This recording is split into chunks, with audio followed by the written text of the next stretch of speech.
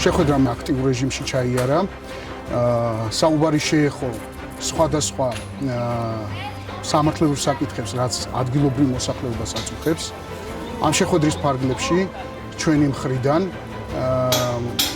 შეხვედრის მონაწილეებს მიეცათ შესაბამისი განმარტებები მათთვის საინტერესო სამართლებრივ საკითხებზე.